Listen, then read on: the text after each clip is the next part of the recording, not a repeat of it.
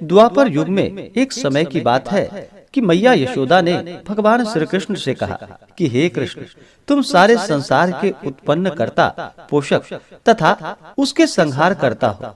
आज कोई ऐसा व्रत मुझे कहो जिसके करने से मृत्यु लोक में स्त्रियों को विधवा होने का भय न रहे तथा यह व्रत सभी मनुष्यों की मनोकामनाएं पूर्ण करने वाला हो।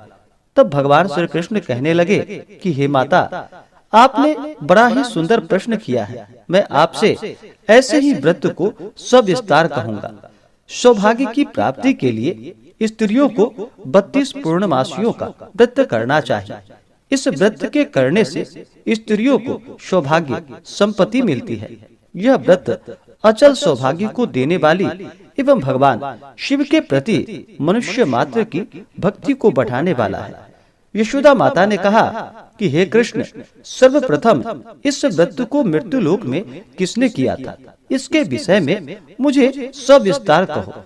भगवान श्री कृष्ण कहने लगे कि इस भूमंडल पर एक अत्यंत प्रसिद्ध राजा, जो कि चंद्रहास नाम से पालित अनेक प्रकार के रत्नों से परिपूर्ण कातिका नाम की एक नगरी थी। वहाँ पर धनेश्वर नाम का एक ब्राह्मण रहता था और उसकी स्त्री अति सुशीला रूपवती थी। दोनों ही उस नगरी में बड़े ही प्रेम के साथ रहते थे। घर में धन धान्य आदि किसी भी वस्तु की कोई कमी नहीं थी।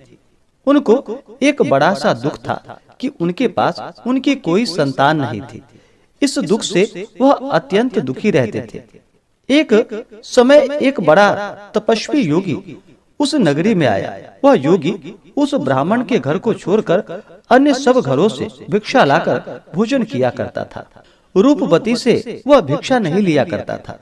उस योगी ने एक दिन रूपवती से भिक्षा न लेकर किसी अन्य घर से भिक्षा लेकर गंगा किनारे जाकर भिक्षान्न को प्रेम पूर्वक खा रहा था कि धनेश्वर ने योगी का यह सब कार्य किसी प्रकार से देख लिया।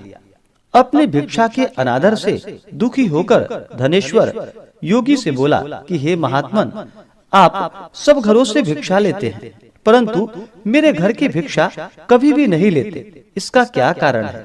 योगी ने कहा कि निसंतान के घर की भीख पतितों के अन्न के तुल्य होती है, और जो पतितों का अन्न खाता है वह भी पतित हो जाता है। क्योंकि तुम निसंतान हो, अतः पतित हो जाने के भय से मैं तुम्हारे घर की भिक्षा नहीं लेता हूँ। धनेश्वर यह बात सुनकर अपने मन में बहुत दुखी हुआ और हाथ जोड़कर योगी के पैरों में गिर पड़ा तथा अंतर्भाव से कहने लगा कि हे महाराज, यदि ऐसा है तो आप मुझको पुत्र प्राप्ति का उपाय बतलाइए। आप सर्वज्ञ हैं, मुझ पर अवश्य ही कृपा कीजिए। धन की मेरे घर में कोई कमी नहीं, परंतु मैं पुत्र न होने के कारण अत्यंत दुखी हूँ। आप मेरे इस दुख का हरण करें। आप सामर्थ्यवान हैं। यह सुनकर योगी कहने लगे कि हे ब्राह्मण, तुम चंडी की आराधना करो। घर आकर उसने अपने स्त्री से सब वृतांत कहा और स्वयं तप के निमित्त वन में चला गया। वन में जाकर उसने चंडी देवी की उपासना की और उपवास किया। चंडी ने 16वें दिन उसको स्वप्न में दर्शन दिया और कहा कि हे धनेश्वर, जा, तेरा पुत्र होगा, परंतु वह 16 वर्ष की आयु में ही मृत्यु को प्राप्त हो जाएगा। यदि तुम दोनों स्त्री पुरुष 32 पूर्णमासियों का व्रत विधि पूर्वक करोगे तो वह दीर्घायु होगा। जितनी तुम्हारी सामर्थ्य हो, आटे के दिए बनाकर शिव जी का पूजन करना, परंतु पूर्णमासी को 32 जो जानी चाहिए। प्रातः काल होने पर इस स्थान के समीप ही तुम्हें एक आम का वृक्ष दिखाई देगा। उस पर तुम चढ़कर एक फल तोड़कर शीघ्र अपने घर चले जाना। अपनी स्त्री से सब वृतांत कहना। ऋतु स्नान के पश्चात वह स्वच्छ होकर भगवान शंकर जी का ध्यान करके उस फल को खा लेगी। तब शंकर भगवान की कृपा से उसको गर्भ हो जाएगा। जब वह ब्राह्मण प्रातः काल उठा तो उसने उस स्थान के पास ही एक आम का वृक्ष देखा, जिस पर एक अत्यंत सुंदर आम का फल लगा हुआ था। उस ब्राह्मण ने उस आम के वृक्ष पे चढ़कर उस फल को तोड़ने का प्रयत्न किया, परंतु वृक्ष पर कई बार प्रयत्न करने पर भी वह न चढ़ पाया। तब तो उस ब्राह्मण को बहुत चिंता हुई और विघ्न विनाशक भगवान श्री गणेश जी की वंदना करने लगा। हे दयानिधे, अपने भक्तों को विघ्नों का आप नाश करने वाले हैं, उनके मंगल कार्यों को पूर्ण करने वाले हैं, दुष्टों का नाश करने वाले हैं, रिद्धि सिद्धि देने वाले।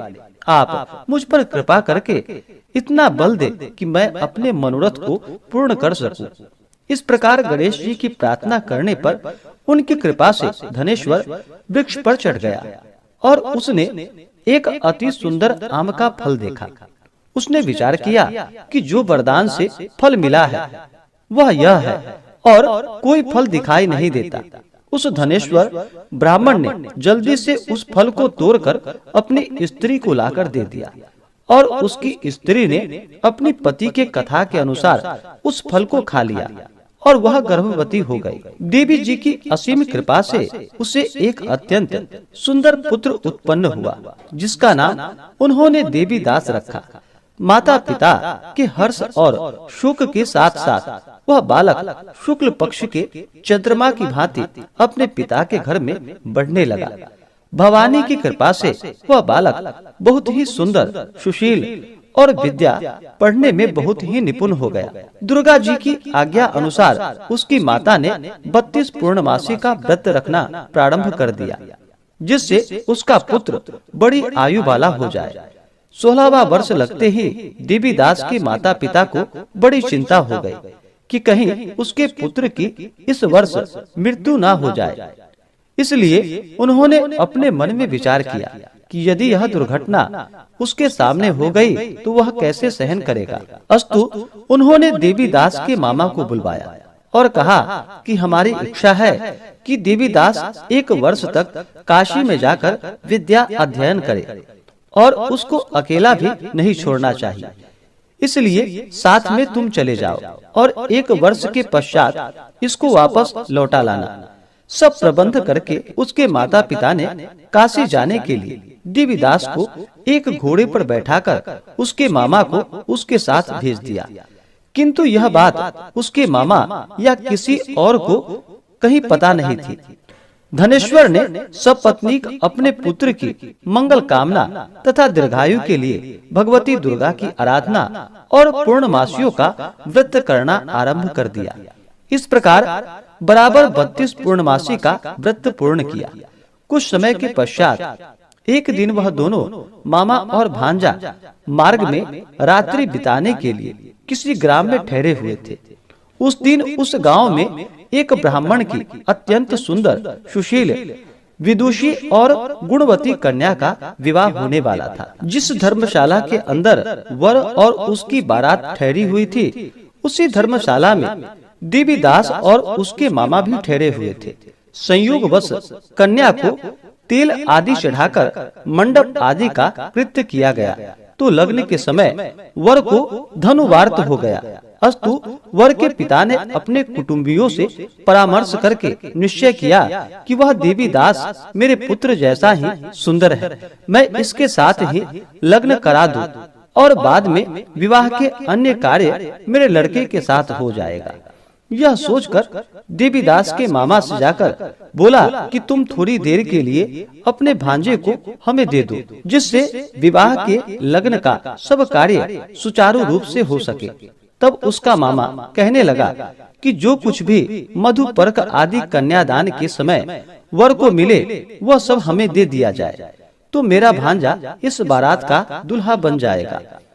यह बात वर के पिता ने स्वीकार कर ली। उसने अपने भांजा को वर बनने को भेज दिया और उसके साथ वह विवाह कार्य रात्रि में विधि पूर्वक संपन्न हो गया। पत्नी के साथ वह भोजन न कर सका और अपने मन में सोचने लगा, न जाने यह कैसे स्त्री होगी। वह एकांत में इसी सोच में गर्म निश्वास छोड़ने लगा।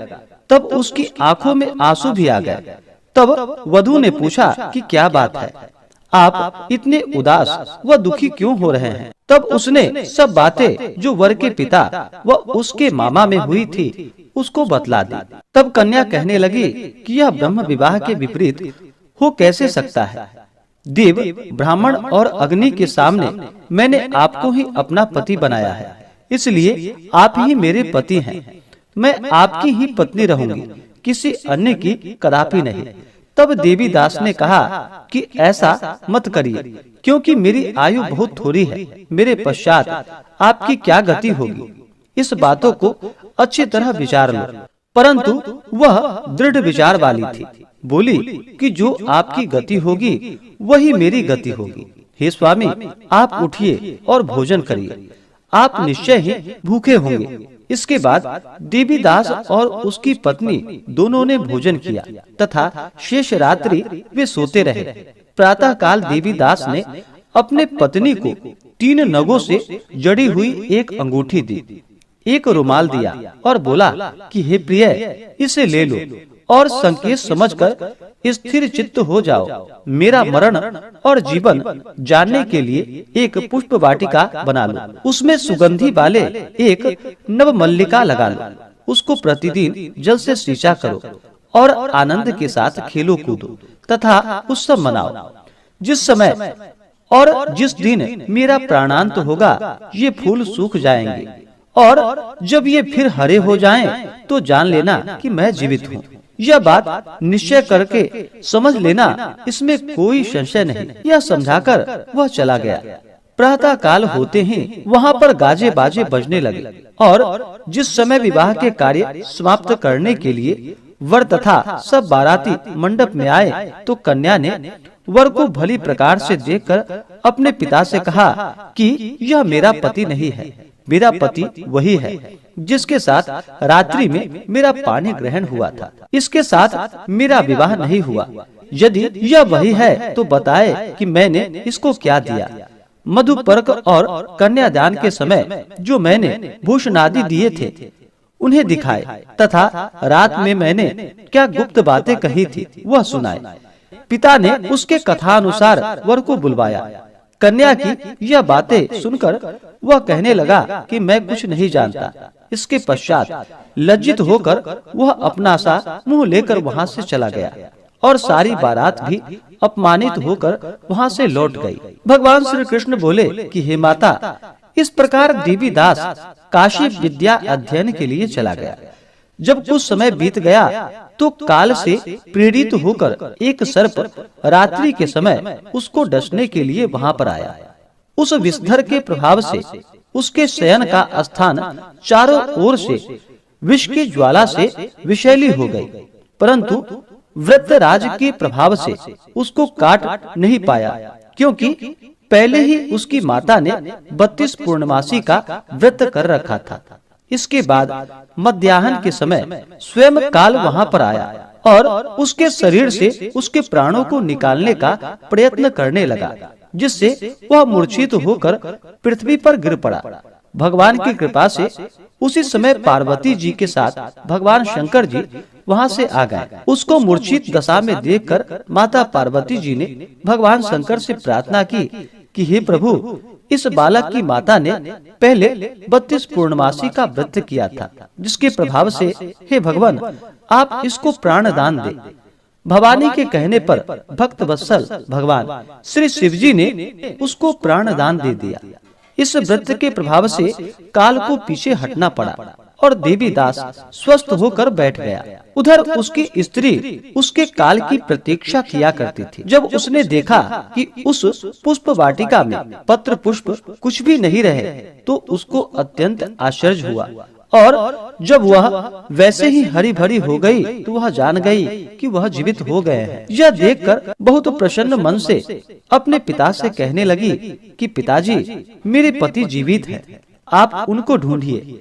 जब 16वां वर्ष व्यतीत हो गया तो देवीदास भी अपने मामा के साथ काशी से चल दिया। इधर उसे उसके ससुर उसको ढूंढने के लिए अपने घर से जाने वाले थे। वह दोनों मामा भांजा वहाँ पर उसी समय आ गए। उनको आया देखकर उसका ससुर बड़ा ही प्रसन्नता के साथ अपने घर में उसे ले गया।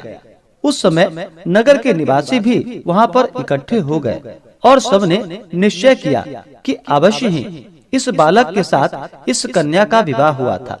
उस बालक को जब कन्या ने देखा तो वह पहचान ली और कहा कि यह तो वही है जो संकेत करके गए थे।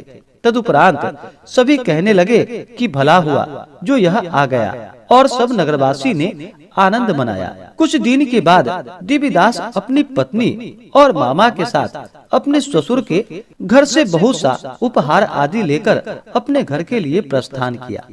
जब वह अपने गांव के निकट आ गया तो कई लोगों ने उसको देखकर उसके माता पिता को पहले ही जाकर सारी खबर बता दी। तुम्हारा पुत्र देवीदास अपनी पत्नी और मामा के सहित आ रहा है। ऐसा समाचार सुनकर पहले तो उन्हें विश्वास ही नहीं हुआ, किंतु जब और लोगों ने भी आकर उनकी बात का समर्थन किया तो उनको बड़ा आश्चर्य हुआ। लेकिन थोड़ी देर में ही देवीदास ने आकर अपने माता पिता के चरणों में अपना सिर रखकर उन्हें प्रणाम किया, और उसकी पत्नी ने अपने सास व ससुर के चरणों को स्पर्श किए। तो माता पिता ने अपने पुत्र और पुत्र वधू को अपने हृदय से लगा लिया, और दोनों की आंखों में प्रेमाश्रु बहने लगे। अपने पुत्र और पुत्र वधू के आने की खुशी में धनेश्वर ने बड़ी भारी उत्सव किया, और ब्राह्मणों को भी बहुत सी दान और दक्षिणा देकर ब्राह्मणों को संतुष्ट व उन्हें प्रसन्न किया। भगवान श्री कृष्ण जी कहने लगे कि इस प्रकार धनेश्वर 32 पूर्णमासियों के व्रत के प्रभाव से पुत्रवान हो गया। जो भी स्त्रियां इस व्रत को करती हैं वे जन्म जन्मांतर में वैधव्य का दुख नहीं भोगती और सदैव सौभाग्यवती रहती हैं। यह मेरा वचन है, इसमें कोई भी संदेह नहीं है। यह व्रत पुत्र पौत्रों को देने वाला तथा संपूर्ण मनोकामनाओं को पूर्ण करने वाला है। 32 पूर्णमासियों के व्रत करने से व्रती की सभी इच्छाएं भगवान शिव जी की कृपा से पूर्ण हो जाती हैं। तो बोलिए प्रेम से भगवान भोलेनाथ की जय, माता पार्वती की जय, भगवान लक्ष्मी नारायण की जय।